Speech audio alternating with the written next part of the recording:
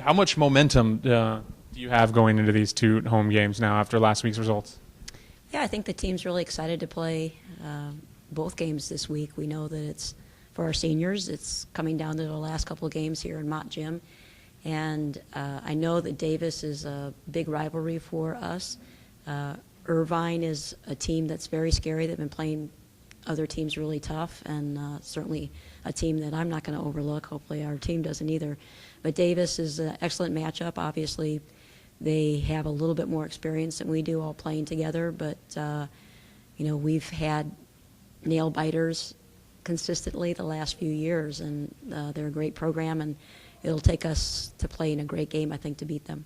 Yeah, well, I haven't done too much homework on them this year. I know you've matched up with them well in the past, but what's going to be the key aspects on Thursday, where the game's going to be won and lost?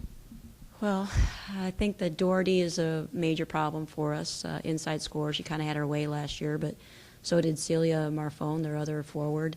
All their post players are playing well. And then, Phipps is preseason first conference or first team all conference, and she's a handful. So they really spread the floor well. They got a number of great shooters. They've got #1 3-point shooter in the nation on their team right now, and former teammate of Jonay Irvin in high school, Kelsey Harris. So there's a lot of weapons that they can throw at you. We'll try to be as disruptive as we possibly can without giving them too easy things with trying to create disruption. Coach, I promise you this won't be the last time I ask you this question, but Ariana Alegado. You're going to ask about my shoulders and my triceps? Ariana Alegado, just kind of, I do hate asking this, but her role to the team, how important she is, and kind of what she's done this season and what she's meant in general to Cal Poly women's basketball. Well, she's just had an unbelievable career. I know that you've probably kept up that she moved into 4th place in career scoring at Cal Poly and is within 60 assists of Jonay Irvin. She's just a special player, and she's a special person. She has an energy and a positivity about her that draws people to her.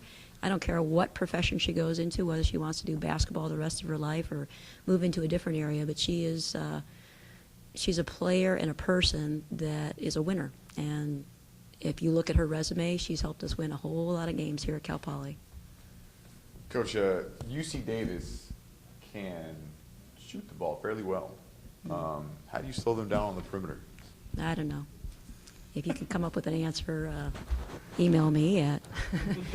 She's the whole program is really exceptional. They run Princeton offense, which creates so much opportunities for them with penetration drive. If there's an area that they may have as somewhat of a weakness, it might be handling the ball. Their point guard has been out for about a month now with, it looks like a cast on her hand. So they've gone to a player who's also causes a lot of problems, Salvatore, that is about 6 foot and is handling the point. So they're very long. They tend to find ways to post up our littles inside, and that's been kind of a tradition. So trying to have everybody on alert to help out where they can, and we got enough jobs just trying to keep out to the 3-point shooters. So it's going to be a major task for us to try to defend this terrific team. Moving forward now in the Big West, is there any adjustments or any sort of tweaks you want to make, or have you been kind of fairly happy with the performance of the girls so far? Well, we want to keep building and improving. At times, I think, especially the Riverside game this last weekend, I felt like if we'd had a couple more days to prepare, we might have done a better job with their motion. It's a formation that we never see from any other team the whole year. Davis runs their Princeton, but so does Fullerton, so we have a little bit of experience in that. I can't say that we have a ton, but it won't be like something hitting you upside the head for a first-time, freshman, which a lot of our kids, it's been their first time on the court trying to face those kind of different offenses. And so it does take a little bit of time to get the nuances down and figure out ways that you can beat them. And hopefully us old folks that have been around enough are going to be quick teachers, or as quick as we can to help them become very good learners. Are you guys feeling optimistic at this point in the season for your chances at like a Big West championship? And are you guys looking at that point of the season? I think that's in everybody's hearts and in their minds. Everybody wants a championship, and we know that there's probably legitimately, 4 or 5 teams that really could win it. You have Long Beach State that went down to Northridge on the weekend. We felt like if we had played a little bit smarter against Long Beach State, that maybe we can get a chance to beat them. And then obviously we beat Northridge. You've got Davis, who's beaten Northridge. You've got Davis, who lost to Hawaii, but we beat Hawaii. I mean, it's just crazy. There's a number of teams that could win this thing, and it may come down to who's healthy. And, I don't know about a flip of a coin, but I think it's going to be that kind of a race that it's really nip and tuck the whole way.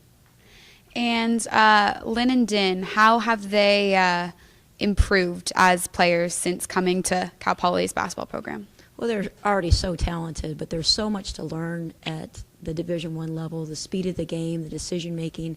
I certainly feel like Din's always had a pretty strong jump shot, but that part's improved. Their three-point shot has improved. They've always been massive rebounders, and they've stayed along that lines. I think the decision making, they're in the process. There's been a lot of growth in that area. Defensively, there's been some growth in that area too, although in both of those two categories, for us to continue to improve, they need to improve in those areas.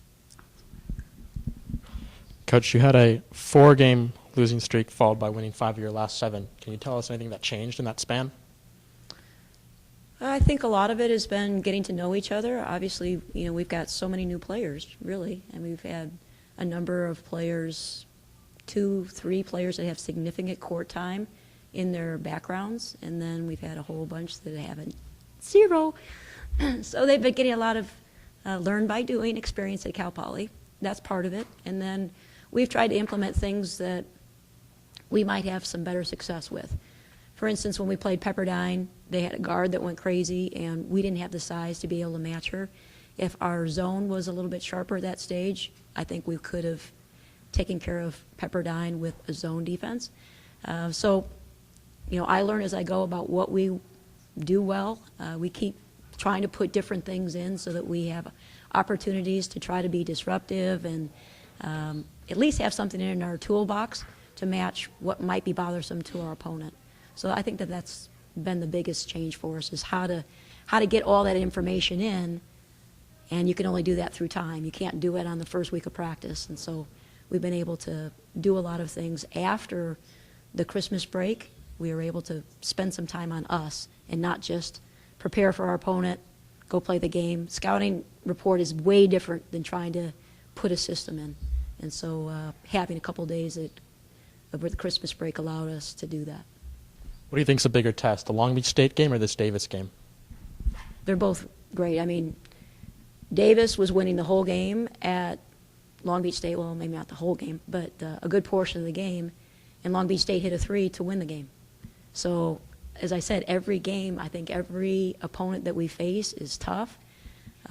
Certainly Riverside proves that. I think that they're a really tough team. They got Dakoud back, and they could be in the mix too. So you just really never know. There's a lot of talent in this league, and again, I've said it before, but I think some other conferences that have traditionally been ahead of the Big West, I think wouldn't want to schedule the Big West right now because there's a lot of good teams in the Big West.